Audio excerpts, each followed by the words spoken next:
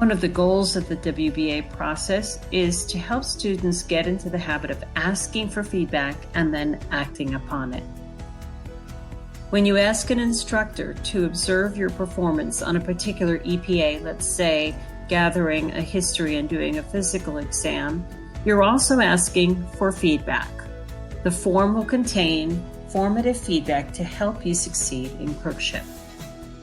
The great thing about the WBA process is it enables you to get formative feedback in real time on a skill that you would like to work on. You can also get feedback on a skill that you think you've now greatly improved.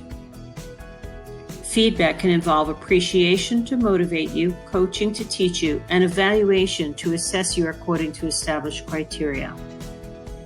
The WBA process uses evaluation or assessment of your skills as a way to also invite a conversation of feedback between you and the instructor and coaching to improve your performance. Therefore, each WBA form should contain descriptive feedback of specific behaviors you need to improve and offer guidance for how to improve them. According to Stone and Heen's work on feedback, there are certain triggers that can impact whether we ask for feedback and how we perceive it once we get it. These triggers are truth, relationship, and identity. For example, it can seem difficult and even impossible to accept feedback that is based upon something that is not true.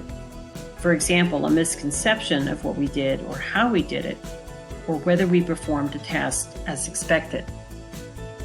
With relationship triggers, the feedback could be accurate, but it's coming from someone with whom we have a tenuous relationship or no relationship at all. And so we might be either reluctant to ask for feedback or to receive it. With an identity trigger, the feedback, whether it's accurate or not, may cause us to question who we are or who we want to become. Therefore, the experience feels negative and we may want to avoid it. Whether we disagree with the feedback or aren't sure of the person who's offering it, or it's causing us to question ourselves, which can be uncomfortable, the best thing to do is to pause, step back, and ask for clarification. Instead of saying that's not true or arguing the feedback, you could just ask for clarification. This also helps the instructors to step back and reflect on the facts upon which their assessment is based. Up next, the bottom line on feedback.